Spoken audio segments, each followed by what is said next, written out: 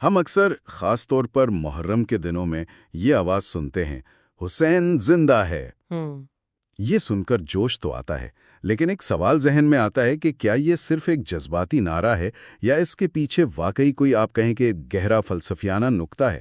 جی بالکل، اور آج ہماری کوشش یہی ہے کہ اس فلسفہ حسین کے جو بنیادی نکات ہیں ان کو تھوڑا سمجھا جائے۔ صحیح۔ ہمیں یہ دیکھنا ہے کہ اس سوچ کی روشنی میں امام حسین علیہ السلام کے زندہ ہونے کا اصل مطلب کیا نکلتا ہے۔ کیونکہ یہ صرف ماضی کا ایک وہ دردناک واقعہ نہیں ہے، یہ ایک مستقل سوچ ہے، ایک مکمل نظریہ ہے اور ایک طرز حیات ہے۔ یہ بات تو بہت دلچسپ ہے۔ تو کیا ہم یہ کہہ سکتے ہیں کہ کربلا کا جو معرکہ ہے جو ہم سنتے آئے ہیں وہ صرف ایک جنگ نہیں تھی؟ مطلب کوئی ستہ حاصل کرنے کی کوشش نہیں تھی؟ ہاں، یہی سب سے اہم بات ہے سمجھنے کی۔ دیکھیں، کربلا دراصل تخت و تاج کی جنگ تھی ہی نہیں۔ اچھا جی، یہ دو بالکل مخالف نظریات، آپ کہہ لیں کہ دو بالکل الگ فلسفوں کی ٹکر تھی۔ ایک طرف تھی یزیدیت، جس کا ماننا تھا کہ طاقت ہی سب کچھ ہے، طاقت ہی حق ہے نا، مائٹ از رائٹ، اور حکومت ظلم اور خوف کے ذریعے ہی چلتی ہے۔ ٹھیک ہے۔ اور دوسری طرف تھی حسینیت، جو اس بات کا اعلان تھی کہ حق کبھی طاقت کا محتاج نہیں ہوتا، اصول ہر چیز سے بڑھ کر ہیں۔ اچھا، تو یہ اصولوں کی جنگ تھی۔ اس سے بات کافی واضح ہوتی ہے۔ پھر یہ جو فلسفہ حسین ہے، اس کے بنیادی ستون، اس کی کور پرنسپلز کیا ہیں؟ مطلب کن چیزوں پر یہ فلسفہ کھڑا ہے؟ جی، اس کے کئی اہم ستون ہیں۔ سب سے پہلا اصول تو ہے حق اور باطل کے درمیان جو واضح فرق ہے اس کو سمجھنا، اور پھر ہر قیمت پر حق کے ساتھ کھڑے رہنا۔ امام حسین کا یزید کی بیعت سے انکار، یعنی اس کی غیر شرعی حکومت کو تسلیم کرنے سے صاف منع کرنا، اس کی بہترین مثال ہے۔ یہ اصول سکھاتا ہے کہ سچ اور جھوٹ کے بیچ کی جو لکیر ہے نا، اس کو کبھی دھندلا نہیں ہونے دینا چاہیے۔ یعنی حق کو پہچاننا اور پھر اس پر ڈٹ جانا، چاہے انجام کچھ بھی ہو۔ سمجھ گیا۔ اگلا اصول کیا ہے؟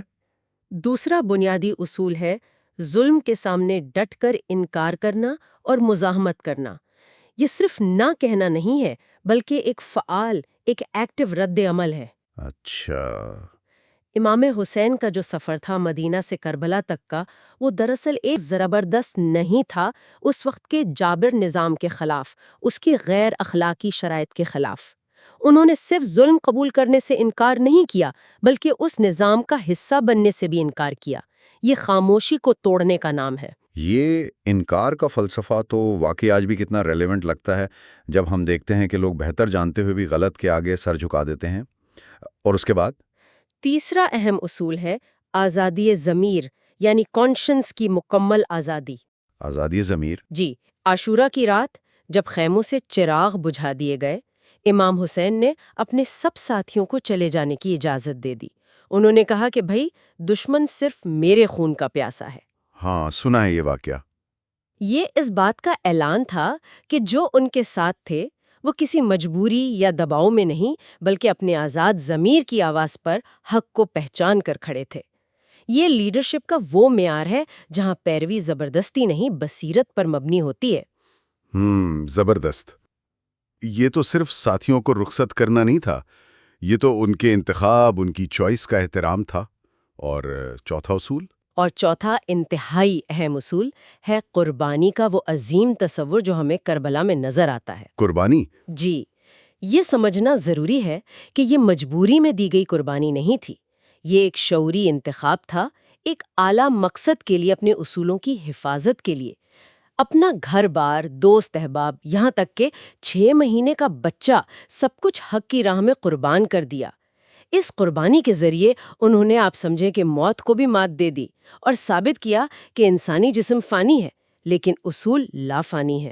سبحان اللہ۔ تو ان 4 بنیادی اصولوں، یعنی حق پر قائم رہنا، ظلم سے انکار، آزادی ضمیر اور عظیم قربانی، ان کی روشنی میں اب ہم اس نعرے پر واپس آتے ہیں، حسین زندہ ہے۔ اس کا مطلب کیا ہوا پھر؟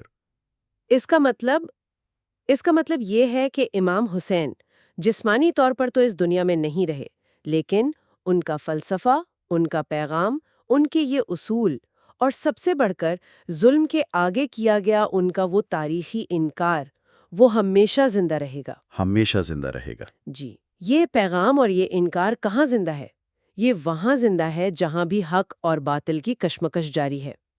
جب بھی کوئی کمزور کسی طاقتور ظالم کے سامنے صرف اس لیے کھڑا ہو جائے کہ وہ حق پر ہے، صحیح۔ جب کوئی انسان اپنے ضمیر کی آواز پر کسی ذاتی فائدے یا لالچ کو ٹھکرا دے، جب کوئی عدل اور انصاف کے لیے ناانصافی کے نظام سے ٹکرا جائے، تو سمجھ لیں وہاں حسین زندہ ہے۔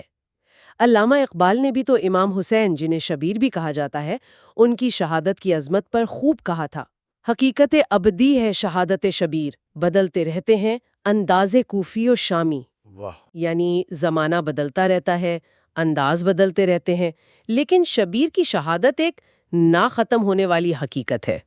اور یہ جو مشہور قول ہے کہ ہر دن عاشورہ ہے اور ہر زمین کربلا ہے، یہ بھی اسی فلسفے کی طرف اشارہ کرتا ہے۔ ہاں، یہ بھی بہت سنا ہے۔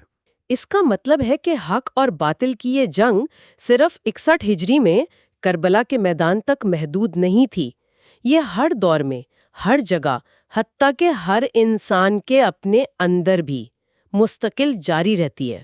انسان کے اپنے اندر؟ یہ بات تھوڑی اور واضح کریں گی؟ یہ اندرونی کربلا کیا ہے؟ دیکھیں، ہر انسان کے اندر نا ایک کشمکش چلتی رہتی ہے، ایک طرح سے۔ کیسی کشمکش؟ ایک طرف اس کے اندر ایک حسینی جذبہ ہوتا ہے، نیکی کا، سچائی کا، عدل کا، اصولوں پر قائم رہنے کا، اور دوسری طرف ایک یزیدی سوچ بھی پنپتی ہے، لالچ، خوف، ذاتی مفاد، سہولت پسندی، ظلم کو دیکھ کر خاموش رہ جانے کی خواہش۔ صحیح۔ ہم ہر روز اپنی زندگی کے چھوٹے بڑے فیصلوں میں یہ انتخاب کرتے ہیں کہ ہم اپنے اندر کی حسینیت کی پیروی کریں یا یزیدیت کے۔ اس لحاظ سے امام حسین کی یاد صرف ایک تاریخی واقعے کی یاد نہیں، یہ ہر روز خود اپنے ضمیر سے سوال کرنے اور ایک اخلاقی فیصلہ لینے کی دعوت ہے۔ تو اس کا مطلب یہ ہوا کہ اس یاد کا مقصد صرف آنسو بہانا یا غم منانا نہیں ہے، بلکہ اس کے پیچھے ایک بڑا مقصد پوشیدہ ہے۔ بالکل بالکل، مقصد صرف رلانا نہیں، بلکہ امام حسین کے پیغام کے ذریعے ظلم اور ناانصافی کے خلاف سوئی ہوئی انسانیت کو، سوئی ہوئی قوموں کو جگانا ہے۔ یہ یاد انسان کو مایوسی نہیں دیتی، بلکہ امید اور حوصلہ دیتی ہے کہ اگر آپ حق پر ہیں تو تعداد کی کمی کے باوجود آپ امر ہو سکتے ہیں۔ 72 افراد کا لشکر آج 1400 سال بعد بھی زندہ ہے، تو اس لیے کہ وہ حق پر تھے۔ واقعی یہ ایک بہت ہی طاقتور پیغام ہے۔ تو اگر ہم اس ساری گفتگو کا خلاصہ کریں تو فلسفہ حسین دراصل حق کے لیے کھڑے ہونے، ظلم کو قبول نہ کرنے، ضمیر کی آزادی کا احترام کرنے اور اعلیٰ انسانی اصولوں کے لیے ہر قربانی دینے کا نام ہے۔ جی۔ اور حسین زندہ ہے کا مطلب اسی پیغام، اسی سوچ اور اسی جذبے کا ہمیشہ زندہ رہنا ہے۔ آپ نے بالکل صحیح سمجھا ہے، بالکل درست۔ اور آخر میں سب سننے والوں کے لیے ایک نکتہ چھوڑ جاتی ہوں جس پر وہ غور کر سکتے ہیں۔ جی ضرور۔ یہ جو ہمارے اندر کی کشمکش ہے، اصولوں پر قائم رہنے اور آسان راستہ چننے کے درمیان، یہ ہمارے روزمرہ کے فیصلوں پر، ہمارے رویوں پر کیسے اثر انداز ہوتی ہے؟ کبھی سوچیں کہ ہماری ذاتی زندگی میں، ہمارے دفتر میں، ہمارے معاشرے میں وہ کون سے لمحے آتے ہیں جب ہمیں اپنی ذاتی کربلا کا سامنا کرنا پڑتا ہے، اور ہم وہاں کیا کردار ادا کرتے ہیں؟